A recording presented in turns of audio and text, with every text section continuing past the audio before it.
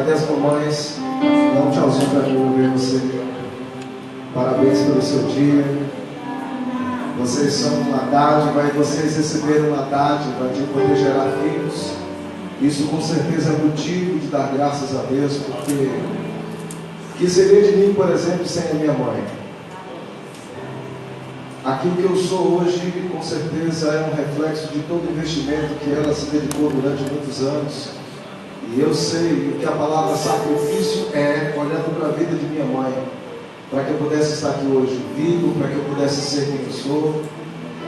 E eu acho que deve estar valendo a pena para ela. Ela está colhendo aquilo que ela plantou durante muito tempo. E você também, mamãe, e aquela que deseja estar na caminhada para, saiba, existe uma colheita maravilhosa. Pode semear na vida dos seus filhos, pode acreditar. Seja a melhor mãe que você pode a cada dia, porque foi virtude de Deus que a mata estivesse aberta e hoje ele ou ela pudesse estar com você. Às vezes a gente até não planeja para aquela data a criança, mas o céu planejou e você foi a contemplada, o canal para a existência dessa vida. Então, meus parabéns, que Deus abençoe a sua vida. Irmã Lídia, a senhora é uma bênção, é uma patriarca aqui entre nós. A casa e o coração que se abriu para que tudo isso pudesse começar. E que Deus continue abençoando. Eu honro a senhora na sua figura, honrando todas as mães aqui presentes. Deus abençoe a vida de cada um de vocês. Amém? Glória a Deus. Glória a Deus. Só sempre, se vocês querem não tomar o seu lugar. Eu hoje vou ministrar a palavra aqui durante alguns dias da semana passada. O Senhor me concedeu para o domingo passado, mas quando chegou na sexta-feira Ele mudou e eu preguei o que preguei. E para mim foi uma bênção. Não tinha entendido o motivo pelo qual o Senhor tinha mudado a ministração, mas Ele só tinha mudado a data na agenda dele.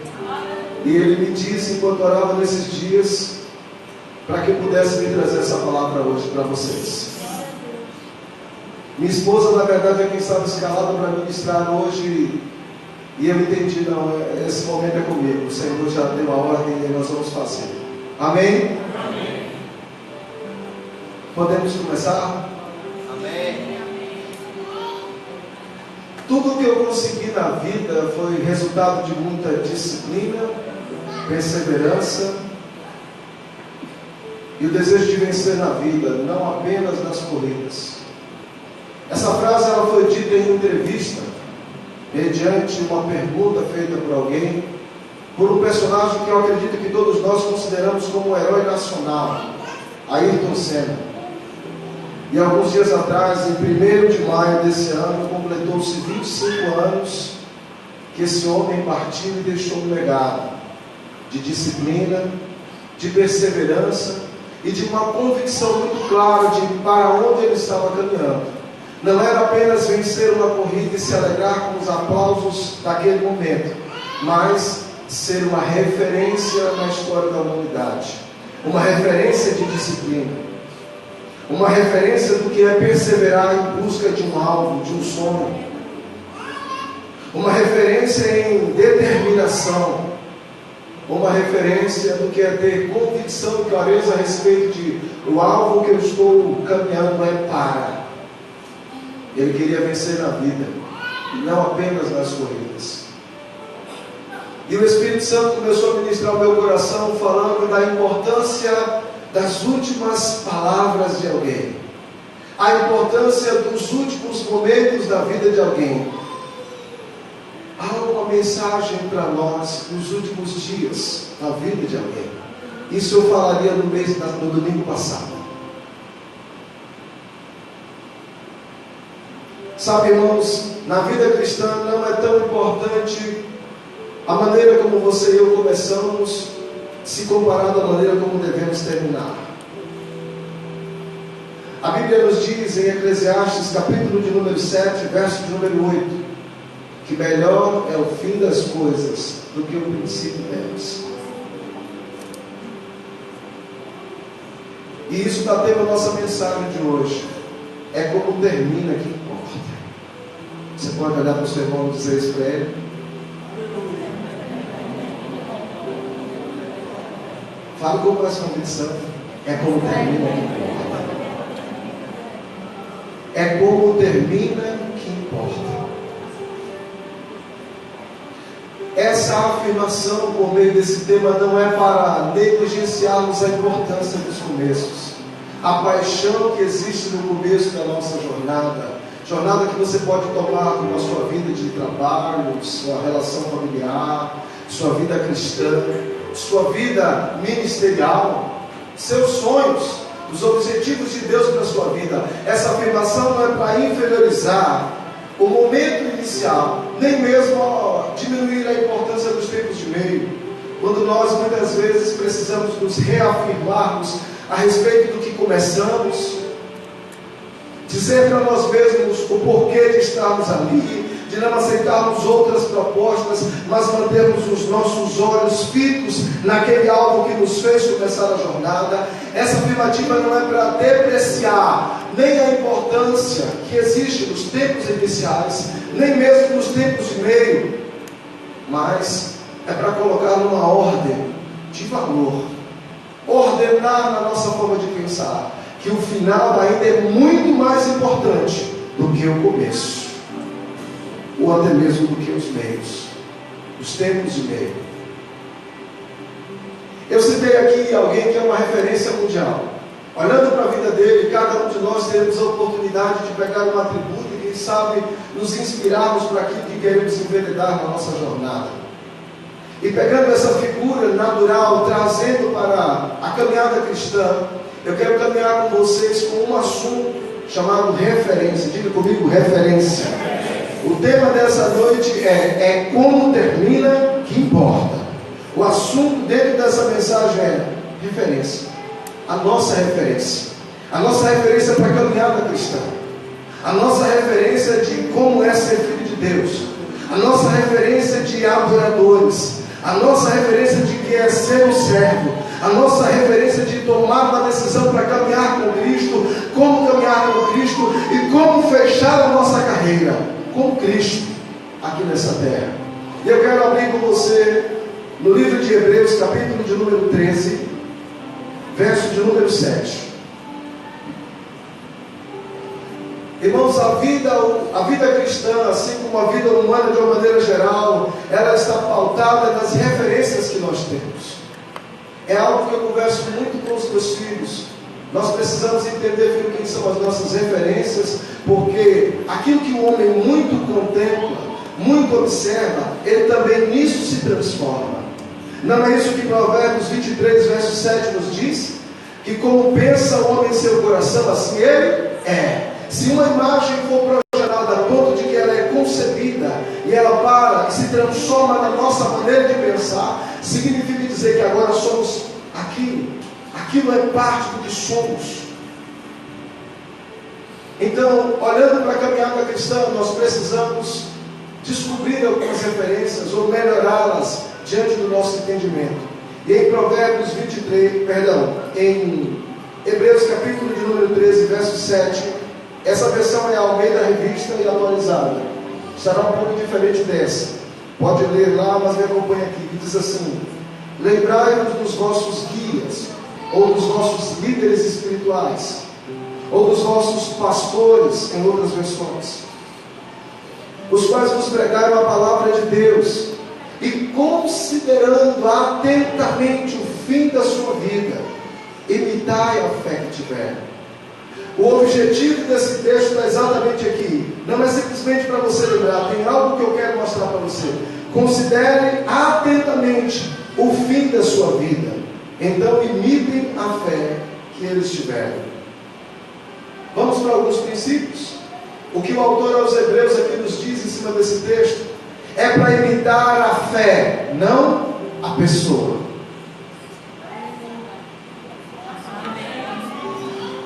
Por que isso? Porque Deus não trabalha com uniformidade, Deus trabalha com unidade. Deus não destrói aquilo que você é, sua característica individual, seus talentos, sua personalidade. O Espírito Santo, na verdade, vem para levar isso do lugar em que está ao melhor desempenho, a uma melhor versão daquilo que Ele nos fez para ser. E aprendemos isso unificando a nossa vida àqueles que são as nossas referências, que nos influenciaram na fé. Entenda que nós estamos falando da perspectiva de quem deve observar, não de quem tem a obrigação de ser a boa referência, amém? Não é isso que estamos falando nessa manhã, nessa noite. Todo culto pela manhã, cara. Estamos falando daqueles que devem observar, para aqueles que devem ser uma vida de fé que inspira.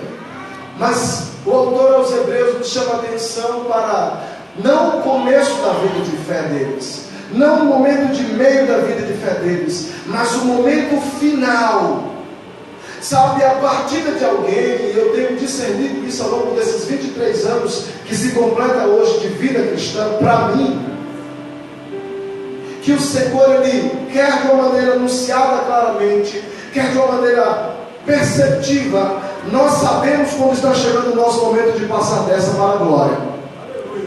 Isso eu falaria na semana passada, e hoje faz 8 dias. Eu quero que você perceba qual foi a mensagem. Preste atenção na mensagem que o coração daqueles que inspiraram, daqueles que geraram fé. Olhe para as referências da palavra e perceba como foram os seus últimos momentos e a mensagem que saiu pela sua boca e que veio do seu coração, que saiu das suas atitudes e que veio do coração, que saiu da fé, da maneira de fé que eles viveram e que saiu exatamente do seu coração nos últimos momentos da sua vida aqui na terra. Por isso o autor aos Hebreus diz: lembrai-vos dos vossos pastores, aqueles que vos influenciaram a fé, aqueles que cuidaram de vocês, aqueles que vos influenciaram a crer nele, na salvação dada por ele, e considerem com grande observação seus últimos momentos. Então ele trata da fé. Não é a fé do começo nem do meio, mas a fé do final. Diga comigo, a fé do final.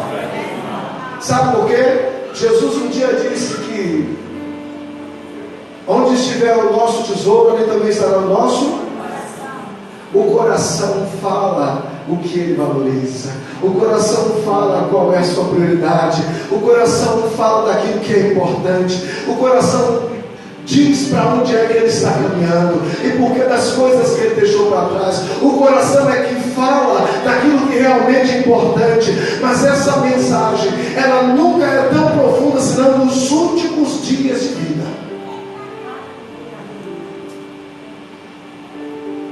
Então, se nós queremos estabelecer uma vida de fé de sucesso, existe um momento que é único para nós observarmos na vida daqueles que são as nossas referências. E eu já disse que não é no começo necessariamente, nem no meio, mas é exatamente nos últimos momentos daquela vida. Se você quer uma vida de sucesso, se você quer tomar posse de toda a grandeza daquilo que o Senhor estabeleceu para você, reinando aqui em vida e no século futuro, seu galardão, olhe para a mensagem dos últimos momentos, olhe para a mensagem dos últimos dias. É para você imitar a fé que tiveram, não a pessoa. Deus não quer criar cópias, Deus quer desenvolver você.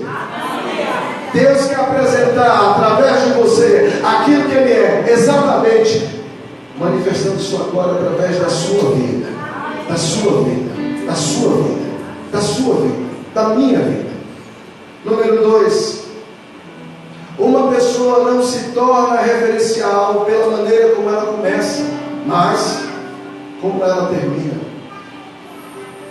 Vamos para 2 Timóteo capítulo 4, versos 7 e 8.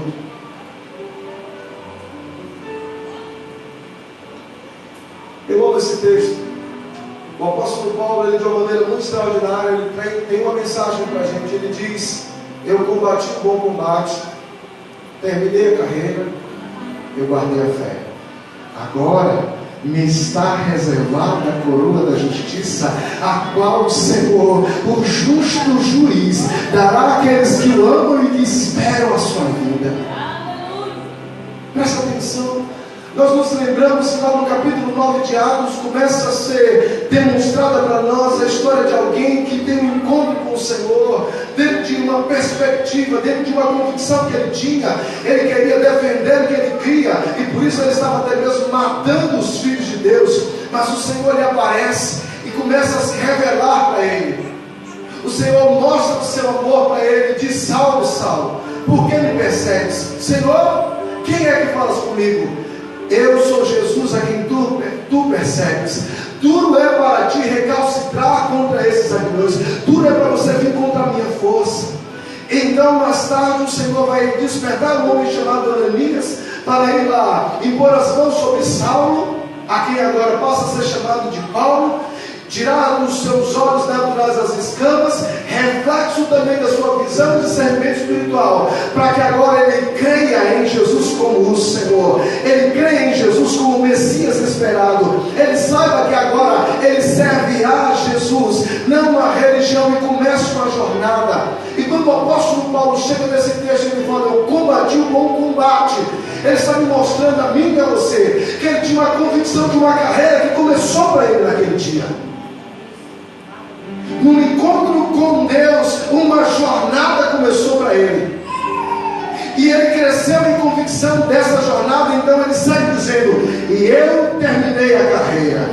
Diga para o seu irmão: é importante você terminar a sua carreira.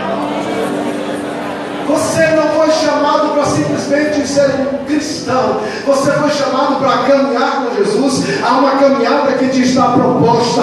Você precisa crescer no entendimento dessa caminhada. Você precisa crescer no entendimento dos frutos que o Pai espera a respeito dessa caminhada. E naquele dia, a exemplo dessa referência, você precisa ter a paz de dizer: eu terminei o que me foi dado. O apóstolo Paulo, quando menciona isso, ele está em prisão e a sua morte foi anunciada. O decreto de decapitação havia sido demonstrado.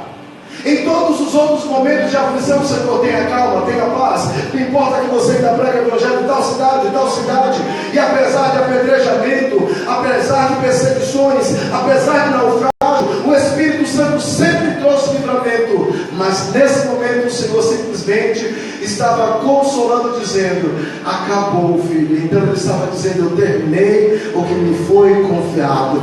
Quem foi o apóstolo Paulo? Aquele que trouxe à luz a doutrina para a igreja. Ele terminou a carreira que lhe foi proposta. Qual a sua carreira? Qual a sua jornada? Quais são os frutos que Deus tem esperado de você nesse tempo? Você não está numa temporada com quem está tirando férias. Você foi alistado num exército. Você foi chamado para ser nação sacerdotal, povo santo adquirido para anunciar as virtudes, daquele que nos chamou das trevas para a sua maravilhosa luz. Com aquilo que você tem na sua carreira, com as aptidões que existem em sua personalidade e que o Espírito Santo está levando ao melhor desempenho, há uma carreira a correr, há um bom combate de fé a ser pelejado, e você precisa chegar no dia e dizer: terminei a carreira, agora guardei a minha fé. Quando chega esse momento, a gente percebe a paz no coração do apóstolo Paulo, para ele poder dizer: agora me está reservada a coroa da justiça, a qual o Senhor, justo juiz, dará àqueles que o amam. Digam: aqueles que o amam têm um galardão. Quantos amam aqui o Senhor? Há um galardão para o coração que ama a Deus. Você percebeu o que nós acabamos de ler? Existem recompensas para o tempo presente, e existem coisas que vão se manifestar no tempo futuro. O simples fato de você deixar o coração ser banhado pelo amor de Deus, para começar a devolver a Ele, a ponto de ansiar por Ele, a ponto de cantar para Ele. Deixa eu te falar uma coisa: há um presente te esperando na eternidade. E existem alguns que já estão começando a vislumbrar o tamanho da sua recompensa.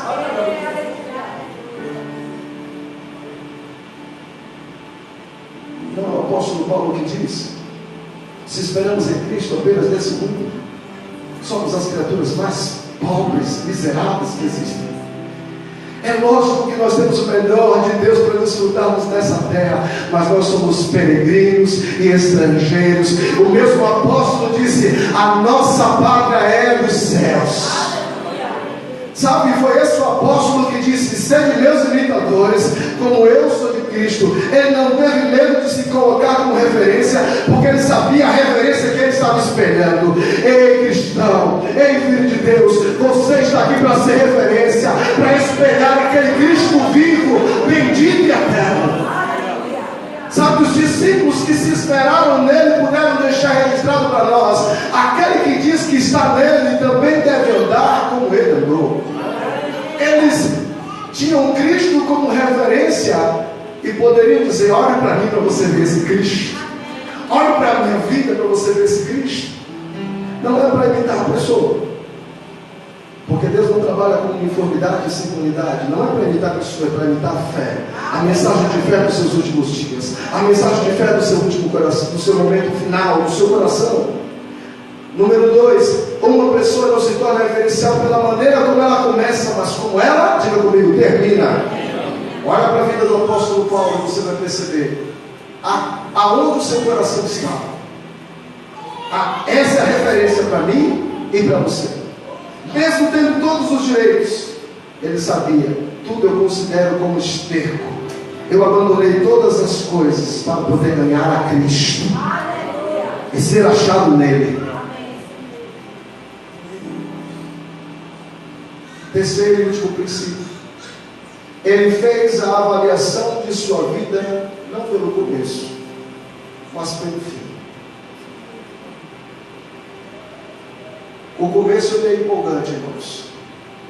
O meio, às vezes, ele é bastante turbulento e há crises internas que nos levam a dúvidas, porque a gente nunca sabe quais serão os próximos passos. A única coisa que a gente começa com convicção é sobre o final. Quantos estão comigo nessa noite?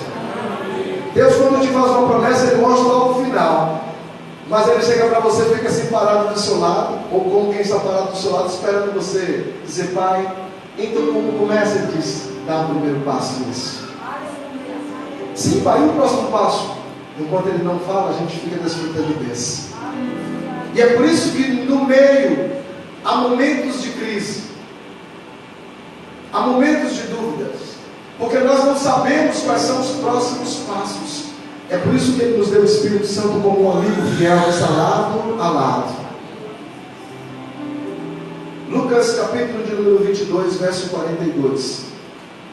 Esse mesmo apóstolo Paulo, que disse: sede meus imitadores como eu sou de Cristo, ele na verdade também nos mostrou qual é o nosso referencial maior. Cristo é a nossa maior referência. Cristo é, a Bíblia chama de o arche. Ele é o ponto inicial onde algo novo começa. Eu não queria nem para isso hoje. Diga: Cristo é o nosso arche. Isso é uma palavra que no hebraico, isso mesmo, é traduzido para a gente no português como princípio. Ele é o nosso princípio, mas essa palavra princípio, que no original é arche, ele é o ponto inicial onde algo novo começa. Então tudo aquilo que essa nova vida em Cristo Jesus pode experienciar, a gente encontra em Cristo. Cristo é a nossa maior referência de amor, de exercício de amor como perdão, de exercício de amor como misericórdia, de exercício de amor como compaixão pela realidade que as pessoas estavam vivendo, e de ter o momento das pessoas como mais importante do que ele mesmo. Então a gente vai observar aqui algumas coisas para aprendermos alguns princípios com Cristo. Lucas 22, 42, é muito conhecido isso, dizendo: Pai, se queres, passa de mim esse cálice, todavia não se faça a minha vontade, mas a tua. Quem é esse Jesus, irmãos? Lembre-se, Jesus é aquele a quem o Pai deu uma missão, mas também havia um galardão por isso, uma coroa, havia um trono à destra do Deus Pai. E eu não tenho dúvida alguma de que Jesus, ele tinha um anseio por se assentar nesse trono, por estar à destra do Deus Pai e ser coroado com glória e majestade. Assim como eu e você, quando recebemos uma promessa de Deus, queremos viver o ápice dessa promessa. Amém ou não amém? Você está comigo? Mas os momentos que precederam essa coroação são importantes para mim e para você. Já que aquele que diz que está em Jesus também deve andar como ele andou, quais são os momentos que antecedem a sua coroação?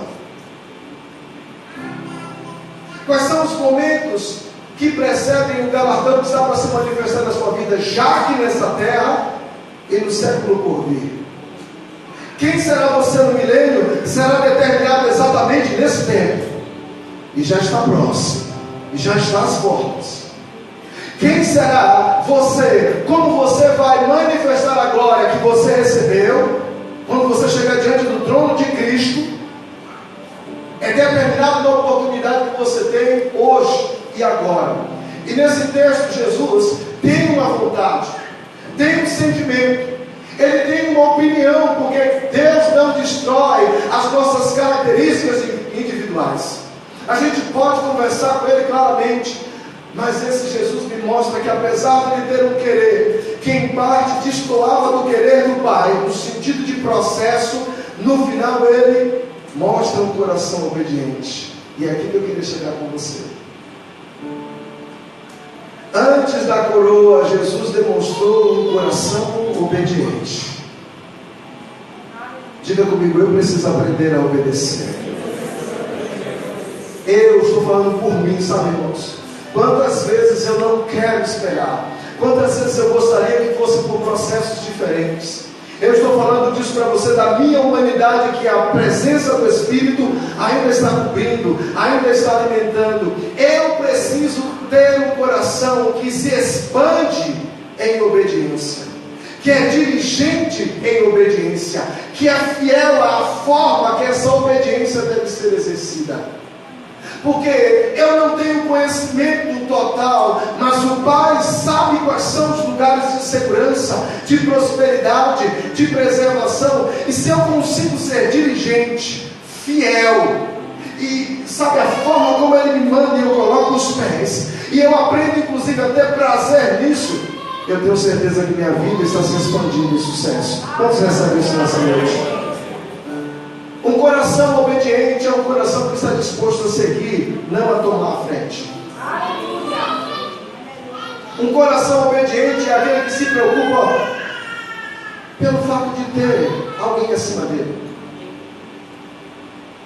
Percebe quando uma criança, ela não é muito bem ensinada, ou ela, quando eu digo não bem ensinada, não quer dizer que os pais às vezes não ensinam, mas não é só aquilo que eu falo, é o que o outro entende. E às vezes ela não entendeu a indicação do pai ou da mãe, não aprendeu a importância da obediência, e ela tem a tendência de pensar com sua própria cabeça, tomar atitudes que podem levá-la a perder algumas bênçãos. Ainda hoje eu falava com um dos meus filhos: filho, por que você não subiu na hora que sua mãe determinou? Não, por causa disso, daquilo, aquilo outro. Eu falei: não me justifique. Me interessa que você entenda a importância da obediência e não justifique o fato de você não ter desobedecido. Não interessa se as coisas estavam boas, estavam favoráveis. Você precisa desenvolver a lealdade, a obediência em seu coração. É o seu caráter que está sendo forjado.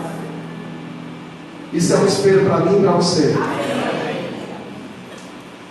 Quando o coração ele aprende a obedecer, ele se vê no lugar certo, e o lugar certo ele traz preservação, ele traz saúde, ele traz paz, ele nos faz prosperar.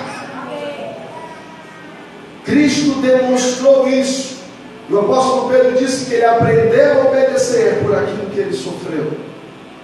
A gente sofre não é simplesmente quando uma pancada bate em parte do nosso corpo. A gente sofre quando a gente escolhe fazer aquilo que não é a nossa vontade. Aleluia, aleluia. Sabe por que eu estou ministrando isso?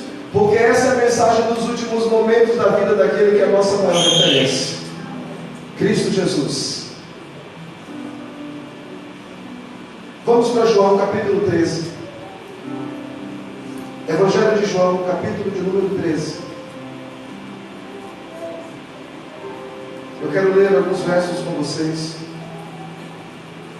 A partir do verso 1 diz: ora, antes da festa da Páscoa, sabendo Jesus que era chegada a sua hora de passar deste mundo para o Pai, tendo amado os seus que estavam no mundo, amou-os de maneira completa, ou amou-os até o fim. Verso 2: durante a ceia, tendo já o inimigo posto no coração de Judas Iscariotes, filho de Simão, que traísse a Jesus, sabendo este que o Pai tudo confiara às suas mãos, e que ele viera de Deus e voltara para Deus, levantou-se da ceia, tirou a vestimenta de cima, e tomando uma toalha, cingiu-se com ela. Depois deitou água numa bacia e passou a lavar os pés dos discípulos e a enxugá-los com a toalha com que estava cingido. Aproximou-se de Simão Pedro e este lhe disse: Senhor, tu me lavas os pés a mim? Respondeu-lhe Jesus: o que eu faço não entendes agora, compreendeu-os depois você vai entender. Disse-lhe Pedro: nunca me lavarás os pés. Respondeu Jesus: se eu não te lavar, não tens parte comigo. Então Pedro lhe pediu: Senhor, não somente os pés, mas também as mãos, a cabeça. Declarou-lhe Jesus: quem já se banhou não necessita de lavar senão os pés, quanto mais está totalmente limpo, está todo limpo. Ora, vós estáis limpos, mas não todos. Então ele sabia quem era o traidor. Foi por isso que disse: nem todos estáis limpos. Aleluia. A mensagem dos últimos momentos da vida de Jesus, daquilo que estava em seu coração, aquilo a que ele estava apegado, algo que vem como reino de Deus para a nossa vida. O coração, ele mora naquilo que você valoriza. É a isso que eu e você estamos apegados. É aquilo que de fato nós damos valor. Então Jesus está demonstrando para os discípulos e dando-lhes uma mensagem. A que de fato o seu coração estava apegado? Poderíamos dizer de uma maneira muito simples: o Pai. Mas como ele demonstra isso, é que libera os princípios para mim e para você, para andarmos nas mesmas pisaduras. O que a gente percebe aqui em Jesus é algo. Tem um contexto histórico comigo. Hoje, quando se passeia nas estradas de Israel, existem lajodas, existem paralelepípedos, calçamento. Então a poeira daquele lugar já não é tamanha como nos dias de Jesus. Então era costume de algumas casas, quando elas possuíam um escravo, que ao hospedar alguém nessa residência, estivesse próximo à porta, colocasse aquela pessoa sentada ao entrar na casa, lavasse os pés e enxugasse com uma toalha. Isso era o papel de um servo, de um escravo. Como Jesus havia pedido que esse lugar fosse preparado, possivelmente, não somente essa casa não tinha, mas Jesus pediu uma certa exclusividade para ter com os discípulos. Porque no lugar em que Jesus está não existe escravos. Aonde a presença de Jesus está, não existe escravidão. Não existem pessoas para serem limitadas. Existe liberação para pessoas que estão ali. Então quando Jesus ele chega naquele lugar, ele vai cear com os discípulos e ter todo esse momento de dar graças ao Pai, de partir o pão, de partir o vinho. Mas presta atenção numa coisa: a mesa que eles estavam ceando naquele tempo não era a semelhança dessas que usamos hoje, diferente do que alguns muitas vezes por aí ensinam. Ela não tem a mesma altura, as cadeiras não permitem você esconder as pernas debaixo dela. Quando algumas vezes dizem que a graça não enxerga as coisas que existem, nós na verdade a graça enxerga e ela tem um propósito em enxergar. Mas Jesus está sentado ali com os seus discípulos e ele tem uma visão de si mesmo, de ordem natural, por favor. Ele percebe que suas pernas estão sujas.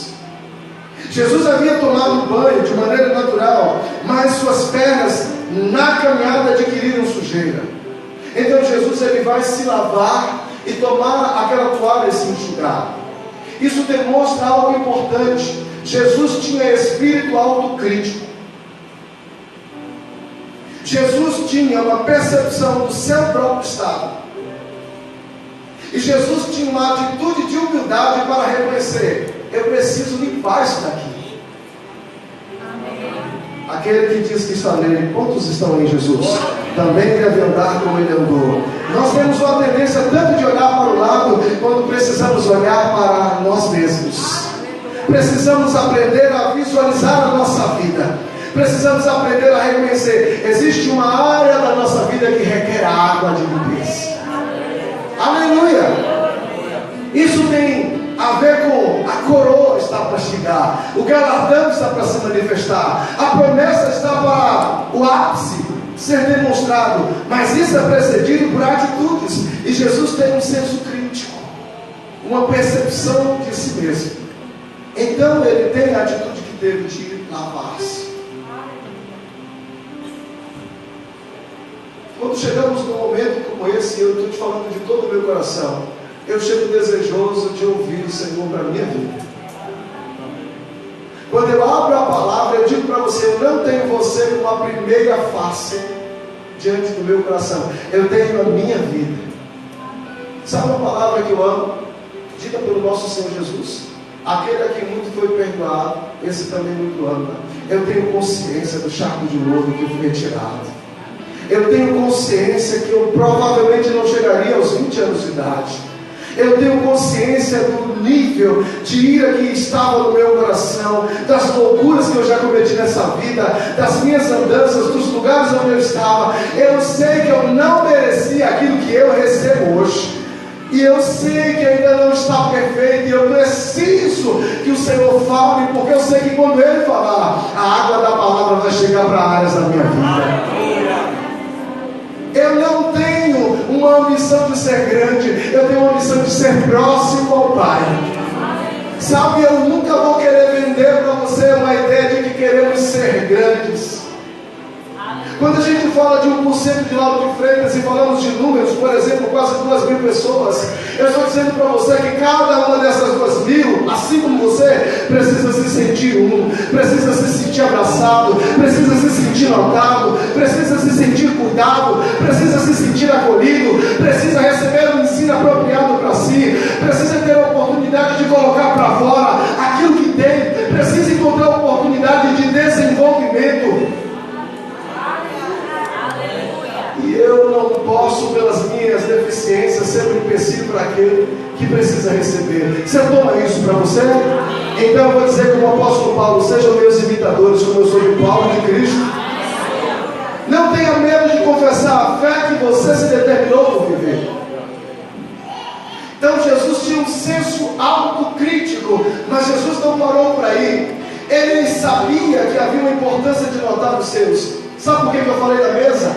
Porque era impossível estar ali sentado com os discípulos, numa posição como que debruçado, e não notar logo perto do seu rosto a perna de Pedro, de Tiago, de João, de Lucas e dos demais. Não tinha, já que as pernas deles estavam sujas por causa da caminhada, não tinha como não perceber aquilo que havia também de sujeira na vida dos seus irmãos. Isso nos mostra uma outra coisa: Jesus não apenas tinha um senso autocrítico, ele tinha um espírito de servo. Jesus não via a necessidade do outro para a exposição, Jesus via a necessidade do outro como sua responsabilidade. Essa é a mensagem dos últimos momentos de Jesus com os seus discípulos. Jesus tinha um espírito de olhar para a necessidade do outro e dizer: eu preciso dar conta disso. Se tinha alguém com fome e dizia aos discípulos: manda eles embora. Não, dá-lhes voz de comer. Você vai brigar. Se você não entender isso, você vai brigar com alguém, você vai discutir, você será incomodado quando um servo estiver do seu lado.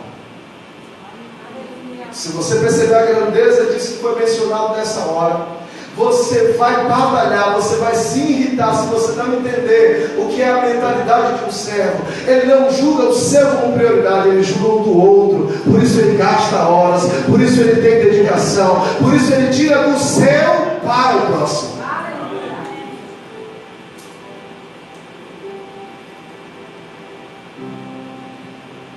Um servo não significa dizer que ele se vê como o menor, porque Jesus, como espírito de servo, também me mostra que ele tinha uma confiança tamanha naquilo que ele era, revelado pelo Pai, que não tinha problema se curvar para limpar os pés dos outros. O que você faz não torna você quem você é. Você faz exatamente pela consciência de quem você é. Sabe, não é o que você faz que diz a importância que você tem. É pela consciência da importância que você tem, que você sabe que você é a solução para certos problemas. Você sabe que o valor que você tem é para agora acrescentar na vida de alguém. É por isso que a gente briga tanto com os servos, quando a gente não entende que naquele momento ele não era essa servida. aquilo que a gente entende como sacrifício, gastar-se a si mesmo, é reflexo de um espírito de servo. Essa é a mensagem que a gente encontra nesse que é a nossa maior referência, Jesus. Olhe para Pedro. Pedro não entendeu. Pedro disse: você não vai ocupar o lugar daquele escravo, você é o Senhor, em outras palavras. Só que Jesus fala uma coisa para Pedro: se eu não te lavar, você não tem parte comigo. Em outras palavras, se eu não te lavar, a gente não vai conseguir manter a comunhão. Quantos estão comigo nessa noite? É difícil andar com alguém que está desejando, se esforçando para continuar carregando uma área da sua vida que de fato precisa ser lavada.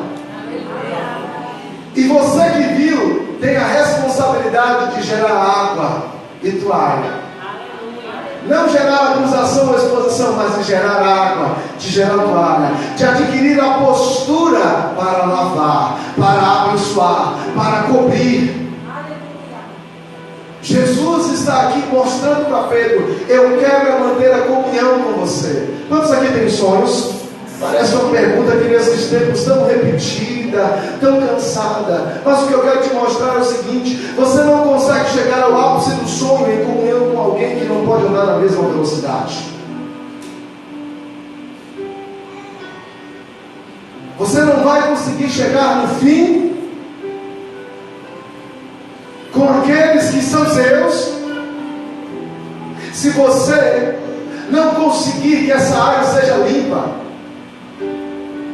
Seja qual for a esfera da aplicação disso, no trabalho, no ambiente familiar, nós precisamos manter o nosso coração de servo para servir a nossa casa, para servir os nossos irmãos, para servir a nossa sociedade, porque se nós queremos que eles cheguem no final conosco, carregue a água da palavra, carregue a postura de servo, carregue a toalha, carregue a postura de poder se curvar e dizer: vamos limpar isso. Quando você conseguir mostrar pela graça de Deus, talvez seja a semelhança de Pedro: não só nessa área, pode lavar tudo. Mas Jesus nos mostra algo aqui importante: não. Em outras palavras, quem já tomou banho está limpo. Diga comigo: quem tomou banho está limpo? Quantos são salvos aqui? Você tem dúvida disso? Quem já tomou banho está limpo. Você é salvo. Olha você, irmão, diga: você é salvo. Você é salvo. Seu nome está escrito no livro da vida do Cordeiro. Nunca mais será apagado. Aleluia. Mas não quer dizer que na caminhada não pegue um pouco de poeira na minha e na sua perna. Então a gente precisa lavar. Sabe, eu sempre vou exortar para você encorajando, dizendo: esteja junto, esteja unido com os irmãos, congregue, vá para os grupos, seja rato de igreja igual seu pastor. Sabe por quê? Ali será derramada água, muitas vezes, ou para alimentar ou para lavar uma área da nossa vida que tem um pouco de sujeira. E é isso que vai me habilitar a chegar no final. É isso que vai te habilitar a chegar no final, a dizer como o apóstolo Paulo: eu combati o bom combate, eu terminei a carreira, eu guardei a fé. Se vai ser pregado sobre casamento, água nessa área. Se vai ser pregado sobre saúde, água para essa área. Se vai ser pregado sobre prosperidade, sobre dar certo, sobre o que é prosperidade, água para essa área da sua vida. Você sabe que quem lava é a água da palavra. O canal, a gente ora para que ele esteja limpo e fluente. A gente não diz: eu quero desse tubo, eu quero de Jesus, a água da palavra. A gente não escolhe o ministrante, a gente não escolhe o pregador, a gente já escolheu Jesus. A voz é a dele, é ele que anuncia, é ele quem fala.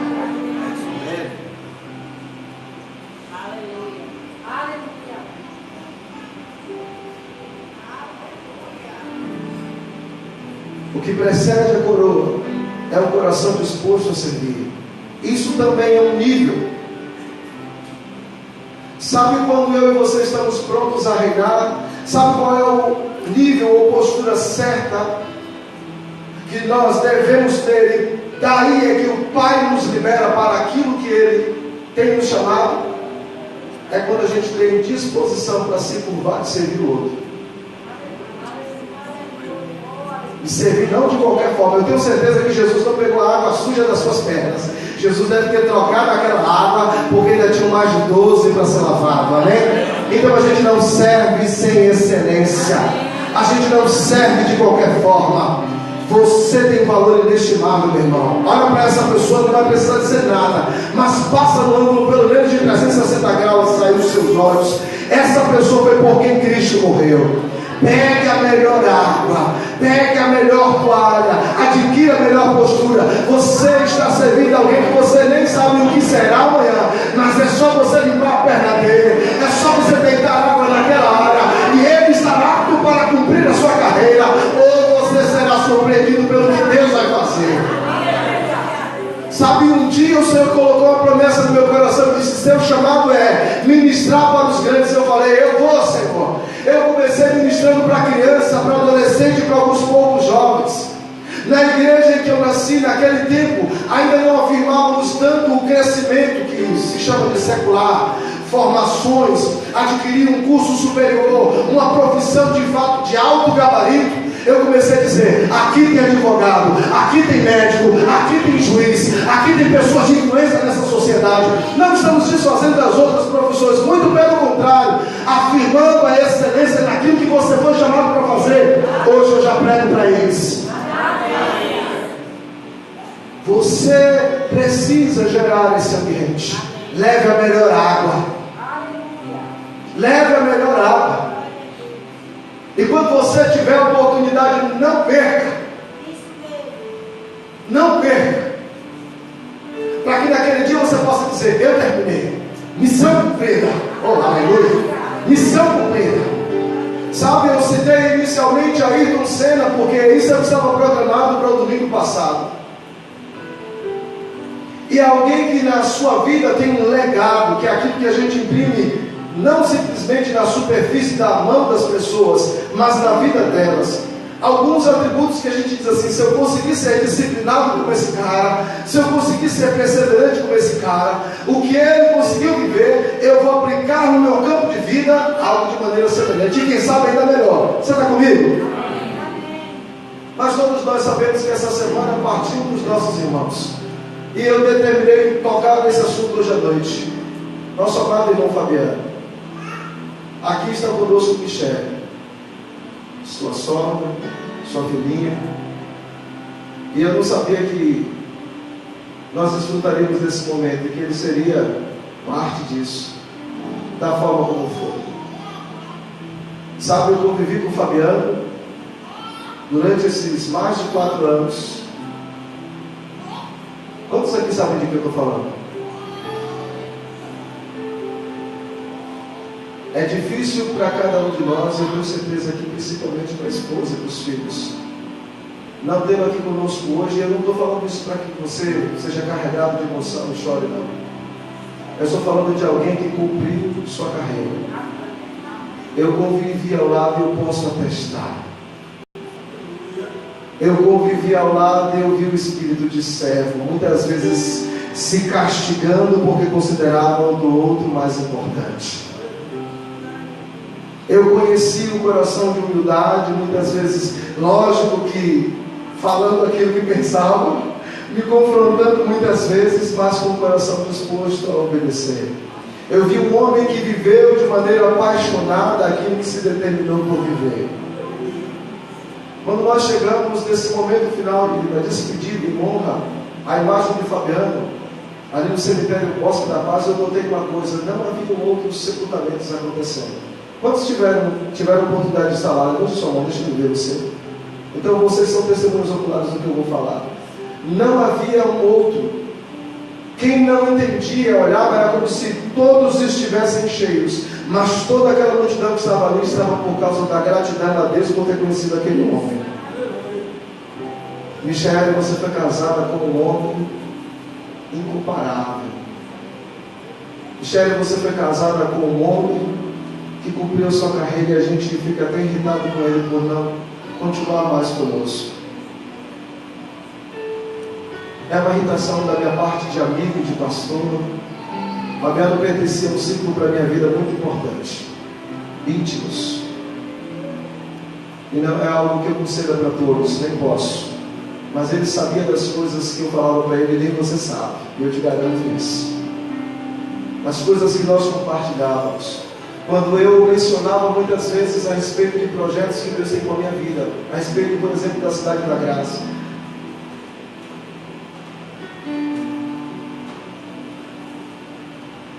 Seu lugar já estava lá. Assim como não posso negar que você também está. Eu digo de você entender qual é o papel do outro, você ter aspirações por isso. E para mim, particularmente, eu vou falar agora por mim, a dor foi inestimável de ver que esse momento chegou de me despedir não só de uma ovelha, não só de um discípulo, mas também de um amigo. Mas eu tenho uma convicção muito clara do Filho de Deus que foi, de estar com o Senhor. Eu tenho uma convicção do legado que Ele deixou na vida de tantas pessoas. Vicente, eu queria que você viesse aqui à frente hoje. Viesse com Liz e viesse com sua sogra. Ou sua mãe. Eu estava na oração quando o Senhor Ele me fez visualizar isso, e eu não vou negar isso não. Fica aqui à frente, por favor, de frente para a igreja. Eu queria que você ficasse de pé, igreja. A gente não vai orar por Michele agora, né? Eu queria que você, uma mão, pudesse sair e dar um abraço nela e nela, porque a dor delas também é nossa, mas a convicção delas também é nossa.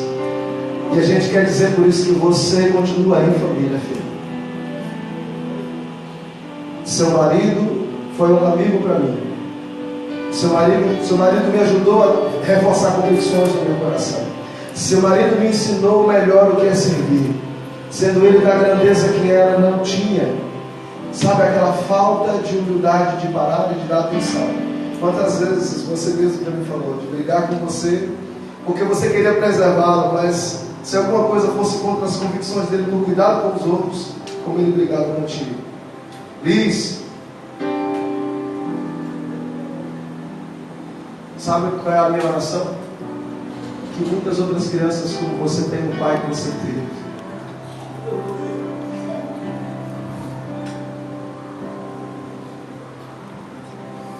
Que tenha um pai que se dedicou, sabe, que fazia o que fazia, para que você pudesse ter um rumo, para que você pudesse ter estrutura, para que você pudesse ter uma referência do que é ser homem, referência de profissional.